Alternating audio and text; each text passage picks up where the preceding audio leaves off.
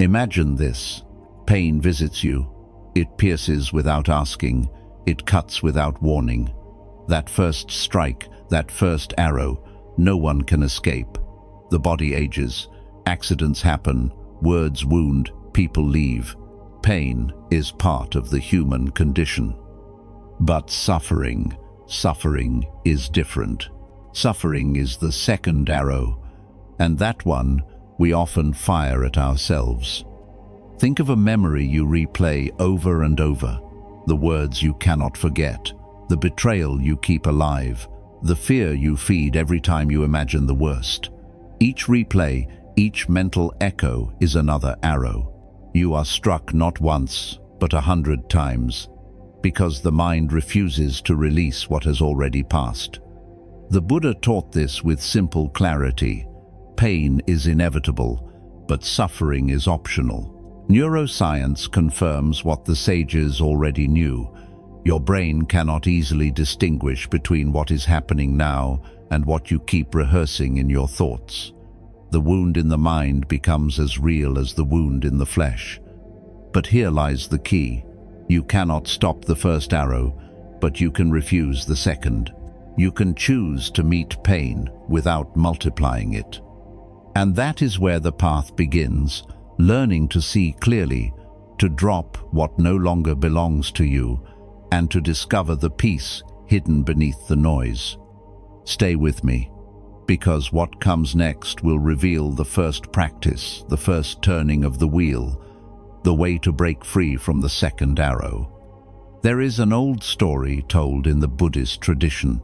A monk was struck by an arrow. The wound was deep, the pain immediate. But when those around him asked, "Why do you not cry out? Why do you not curse the one who hurt you?" the monk simply replied, "I have already been struck once. Why should I strike myself again?" This is the heart of the teaching. The first arrow is pain. The second arrow is suffering, the one we create with our own thoughts. Every time you replay a painful memory, you are driving the arrow deeper. Every time you ask, "Why me? Why now? Why this?" you are twisting the wound. Neuroscience tells us the same truth. When you relive a painful moment in your mind, the very same neural circuits of physical pain light up again. The body does not know the difference. The past becomes present, and the suffering multiplies. Think about how often this happens in your own life. You lie awake at night, rehearsing an argument that ended long ago. You carry anger from a betrayal that can no longer be undone. You fear a future that has not even arrived. These are arrows you aim at yourself.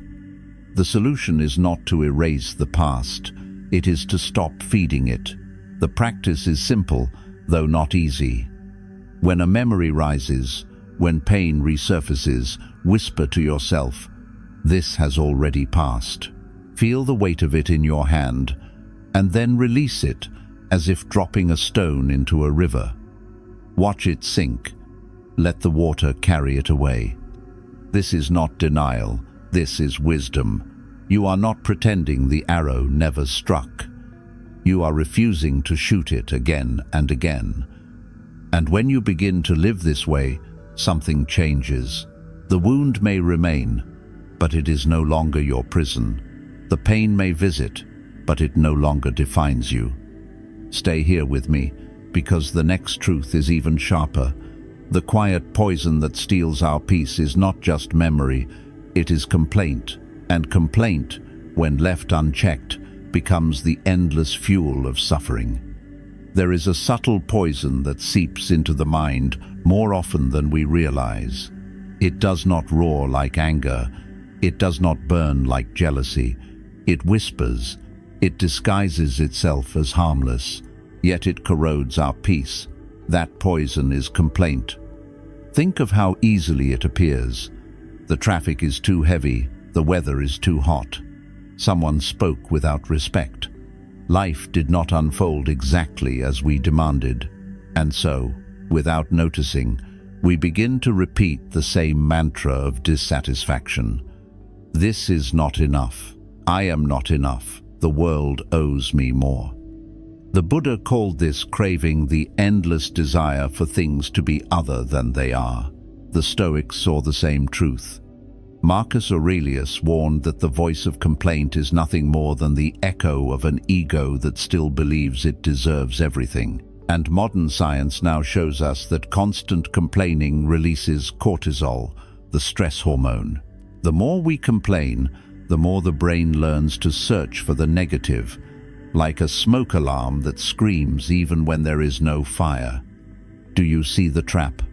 Complaint trains your attention to seek out flaws, to notice what is missing rather than what is present, and what you attend to, you strengthen. The world begins to look darker, not because it is darker, but because your gaze has been trained to find the shadows.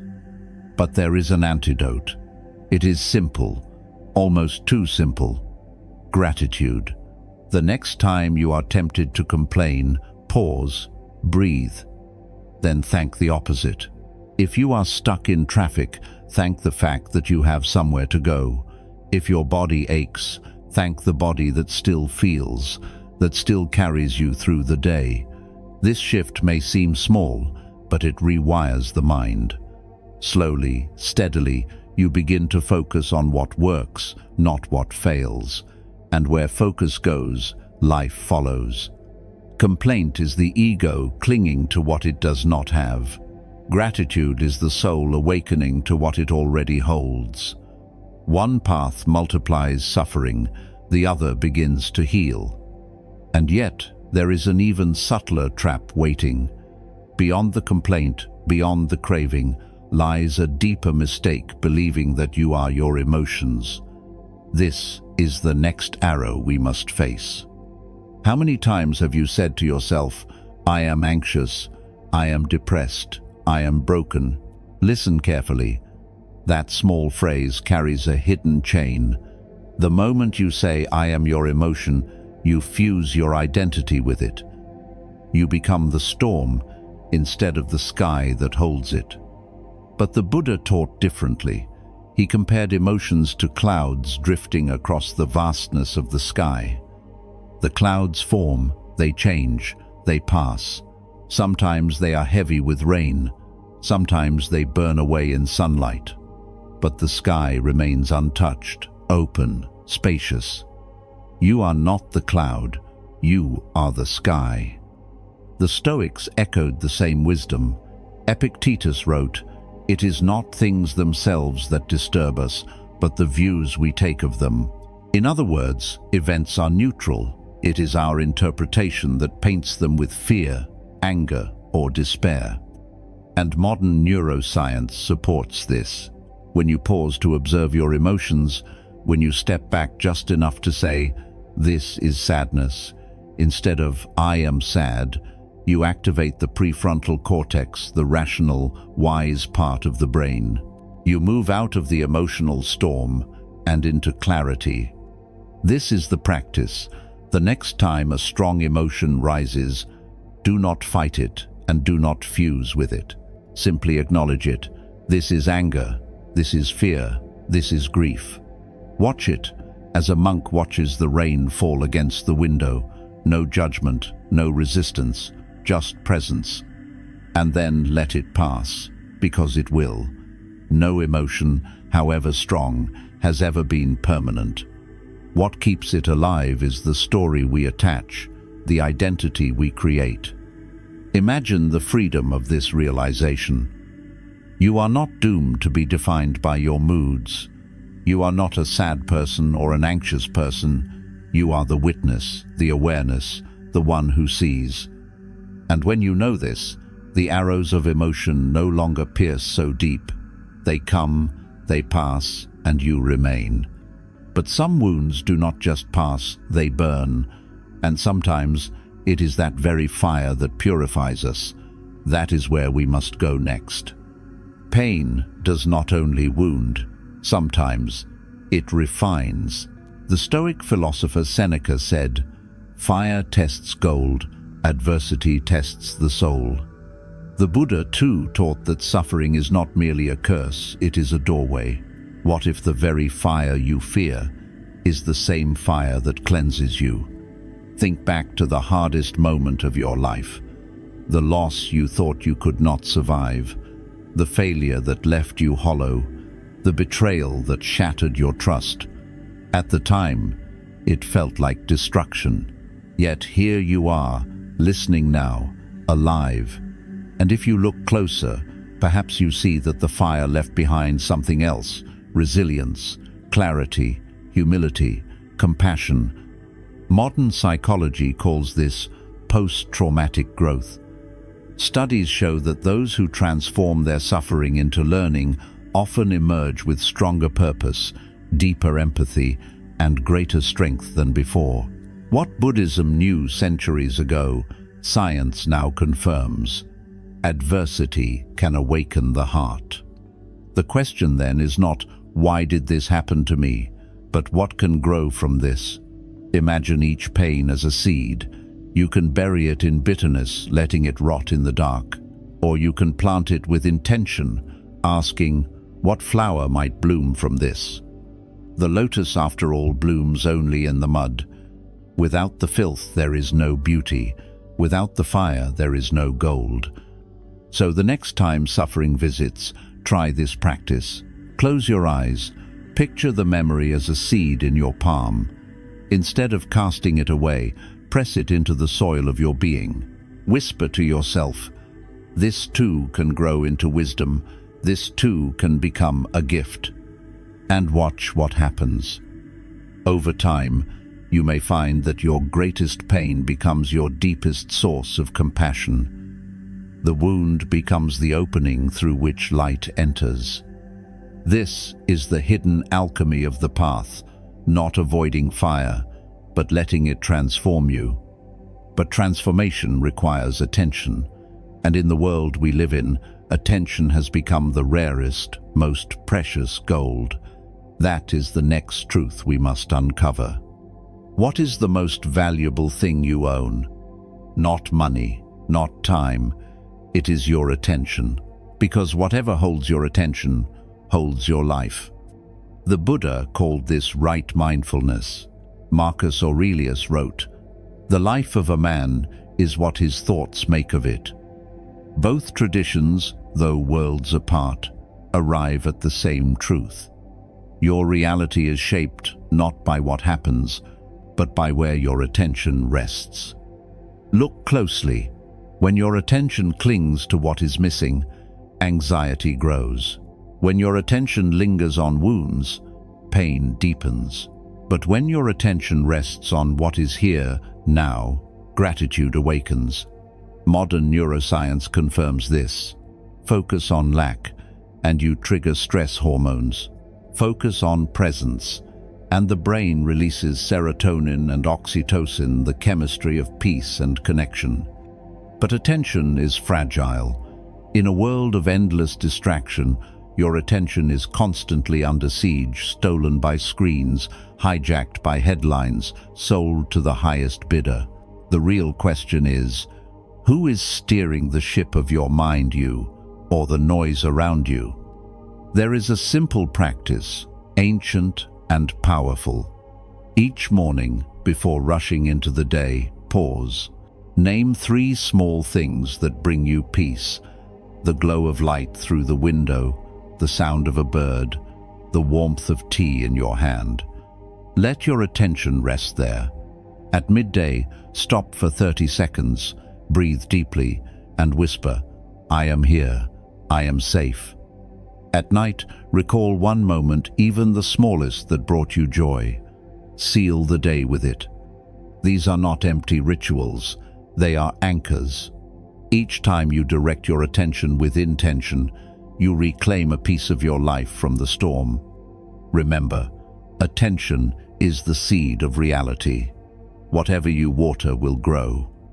So the question becomes, what garden are you cultivating? And yet, even with disciplined attention, chaos still arrives. Life does not bend to our will.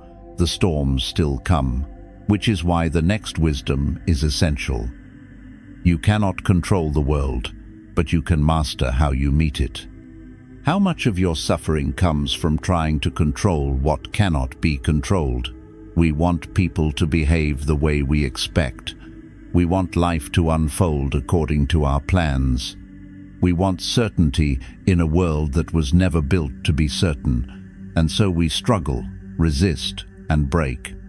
The Stoic teacher Epictetus made it clear: some things are in our control, and others are not. The Buddha taught the same. Peace is found not in bending the world, but in mastering the mind that meets the world. Think of the ocean. The waves rise, the storms rage, but beneath, the deep waters remain calm.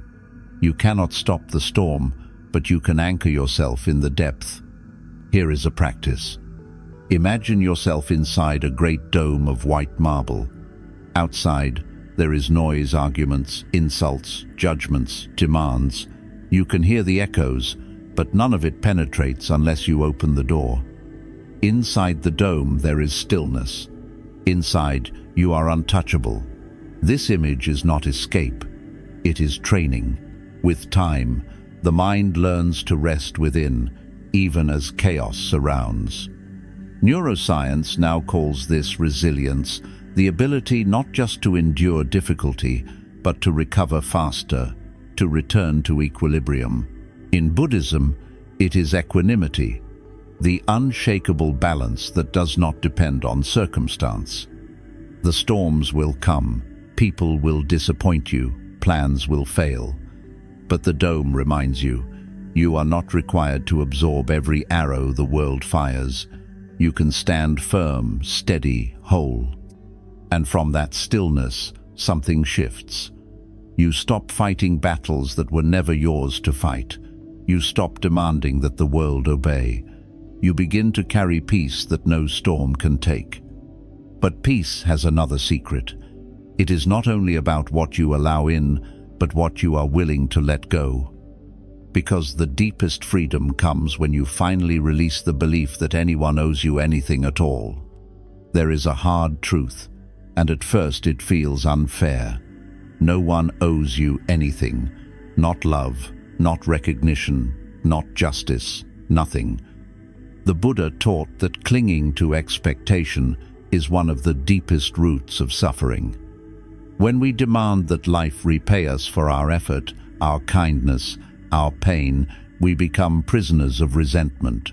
Epictetus echoed this centuries later.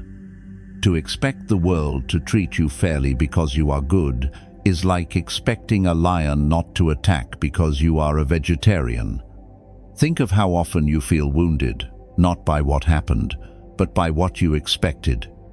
You gave, and the gratitude never came. You worked, and the reward fell short. You loved, and the love was not returned. The pain was real, but the deeper suffering came from the silent contract you believed the world had signed, a contract that never existed. Freedom begins the moment you tear up that contract, when you realize what comes to you is gift, not debt. There is a practice for this. Each night, before you sleep, whisper to yourself, "No one owes me love. No one owes me thanks. No one owes me anything. Whatever I receive is a blessing, not a right."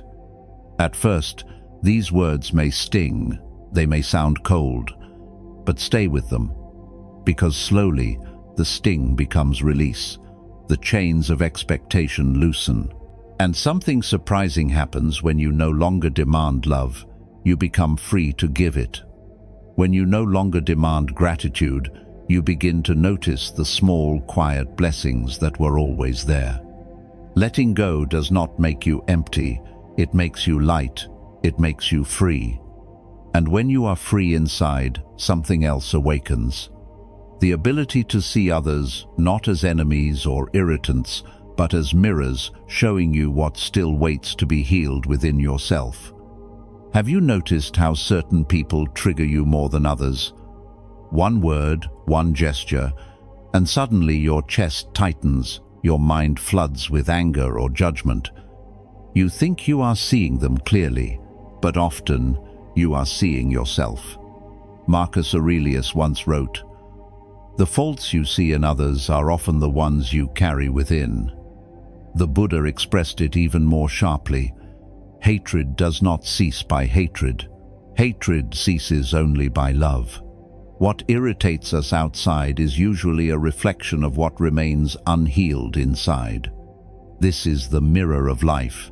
The critic, the liar, the arrogant person, you notice them so quickly because some echo of that trait still lingers in your own story. Perhaps you once behaved the same way. Perhaps part of you still fears becoming like them. Or perhaps their flaw awakens a wound you have not yet forgiven in yourself.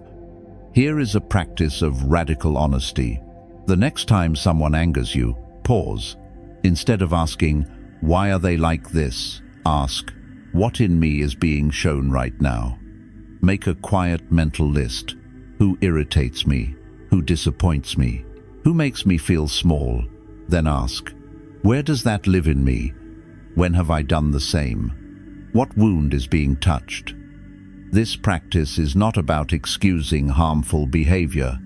It is about illumination. Because once you see your reflection, the sting begins to soften. You stop projecting old wounds onto new faces. And when you release judgment of yourself, compassion for others naturally follows. The world changes when you change the lens. You no longer spend your energy trying to extinguish other people's shadows. You learn to light your own lamp. And when you shine from within, you stop needing to dim anyone else. This is the mirror's gift. It does not shame you, it frees you. And once you begin to live free of projection, another chain falls away. The endless hunger for validation, the desperate need to be approved by everyone else. That is the next lesson. One of the deepest prisons is invisible. It is built not of walls, but of applause. The need to be liked, the craving to be approved, the fear of being judged. How much of your life has been shaped by this hunger? You choose words that will be accepted. You hide truths that might be rejected. You silence yourself so others will clap. Slowly, without noticing, you trade authenticity for approval. Epictetus warned, "If you wish to please all, you lose yourself." And the Buddha taught that chasing after praise is just another form of craving, another chain. Because if your worth depends on others, then every smile can lift you and every frown can crush you. You become a puppet, strings pulled by the noise of the crowd. Modern psychology calls this the dopamine trap. Each like, each compliment triggers the brain's reward system. It feels good, but the more you chase it, the more dependent you become. And dependency is never peace. So what is the way out? It is to root your value in authenticity, not applause. To say, "I am enough, even if no one claps. I am whole, even if no one approves." Here is a practice. Whisper to yourself daily, "I do not need to be approved. I only need to be true." Then, take one small action you normally avoid for fear of judgment. Speak a truth gently. Express a preference honestly. Stay silent when silence is your truth. Notice the relief that comes, the freedom. Because when you no longer live for validation, you begin to live for truth. And truth is lighter than applause. It does not fade. It does not vanish. It remains. But there is another shadow that holds us back. Even when we free ourselves from the hunger for approval, fear still stands in the doorway. And fear, if misunderstood, can feel like an enemy. Yet fear itself is not the enemy, it is the messenger. And that is where we turn next. Fear has many faces. Sometimes it whispers before you sleep. Sometimes it shouts when you must decide. Sometimes it hides beneath anger or hesitation. But always, it stands at the edge of what you value most. The Buddha taught, "Do not run from fear. Sit with it. Listen. Because fear is not here to destroy you, it is here to reveal you.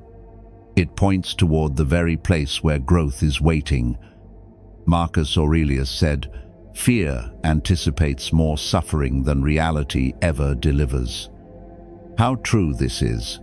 We suffer not because events are unbearable, but because we live them 1,000 times in imagination. Neuroscience confirms it. The amygdala lights up at imagined dangers almost as powerfully as real ones. Fear grows the more we resist it, and it softens the moment we face it. Here is an ancient practice. Close your eyes. Picture an old wooden door. Behind it lies what you most desire: peace, purpose, love, freedom. But in front of the door, a lion stands guard. That lion is your fear. Your instinct is to flee. Yet the lion does not exist to devour you. It exists to ask you, "Are you ready?" Approach slowly. Look it in the eyes. Whisper, "I will not fight you. I will walk through you." And then, step forward. Notice what happens. The lion does not strike. It fades. The door opens. And you pass through, stronger than before. This is the paradox. Fear is not the wall. It is the threshold. Each time you walk through it, your courage expands, your world grows wider. So the next time fear rises, do not curse it. Bow to it, thank it, and walk on. And yet, even beyond fear, there is another path to wisdom, quieter but just as powerful. A path the Buddha called revolutionary in its simplicity, the practice of silence. In a world that never stops talking, silence has become a rebellion. Everywhere you turn there is noise, arguments on screens, voices on repeat, endless opinions demanding to be heard. We mistake volume for truth, speed for wisdom. And yet, the Buddha taught, in silence, the soul listens. Marcus Aurelius advised, "Speak only if what you say is better than silence." How rarely we honor that today. But silence is not emptiness. Silence is presence. It is the fertile ground where clarity takes root. Science now confirms what the sages already knew. Periods of silence reduce cortisol, calm the nervous system, and strengthen the brain's ability to rewire itself. Silence is not withdrawal, it is renewal. Here is the practice. Choose 1 hour each day as your silent hour.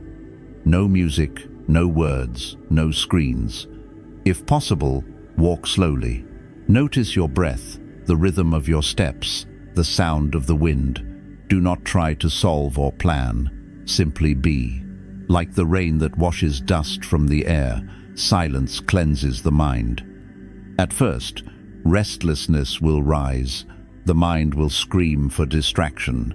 Let it. This is the detox of noise leaving your system.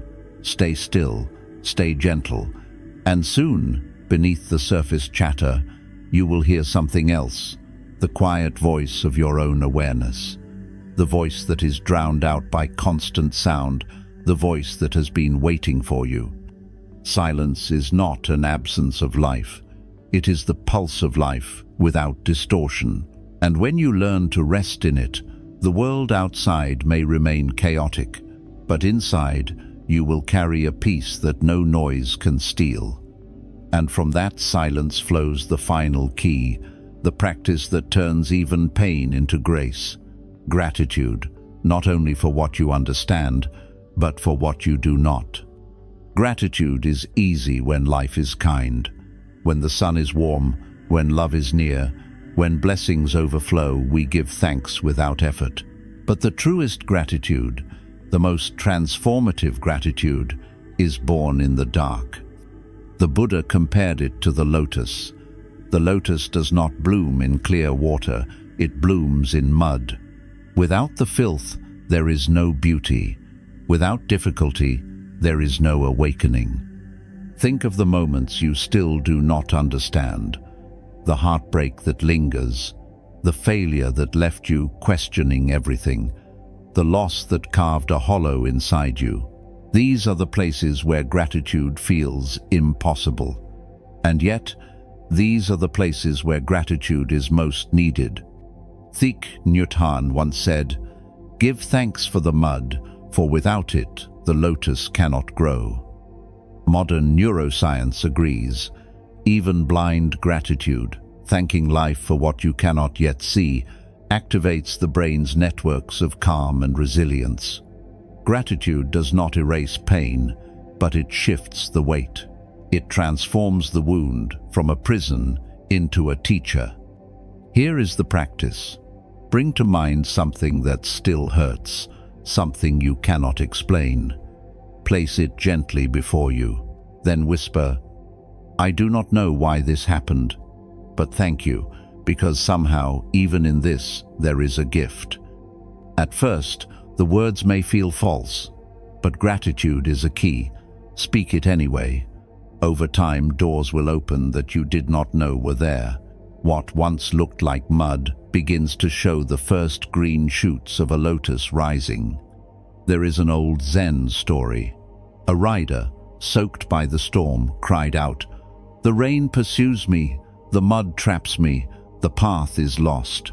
And the master replied, "It is not the rain that unsettles you, it is your hurry. It is not the mud that binds you, it is your resistance. The path is not gone, it is only hidden for now." Gratitude is the light in that storm, the trust that even when you cannot see the road is still there. And now, as we close this journey, we return home to the heart of all these teachings, to the simple truth. You are not broken, you are becoming. We have walked through many doors together, the arrow of pain, the poison of complaint, the illusion of emotion, the fire that purifies, the treasure of attention, the marble dome of equanimity, the freedom of letting go, the mirror of others, the release from validation, the courage to face fear, the revolution of silence, the gratitude that transforms even the unseen. 12 lessons, 12 keys. But all of them point to one truth. Peace was never outside of you. It was always here, waiting. You are not broken, you are becoming. Every wound you carry is not an ending, but an opening. Every storm you endure does not shatter you, it reveals the strength you already hold. And every time you choose to stop firing the second arrow, you step closer to freedom. Do not wait for the world to change before you find peace. The world is storm, and always will be. But inside you, there is a stillness deeper than any storm. A home you can return to in every breath. So today, choose one practice, just one. Whisper gratitude before you sleep. Breathe in silence for a single hour. Notice an emotion and let it pass. Refuse to complain, even once. These are small steps, but each one is a doorway. And when you walk through enough doorways, you find yourself back where you always belonged, at home in your own being. Remember, you are not alone on this path. Each breath, each moment of awareness connects you to countless others walking the same way. Together, we are returning. Together, we are becoming whole. Breathe. You are home.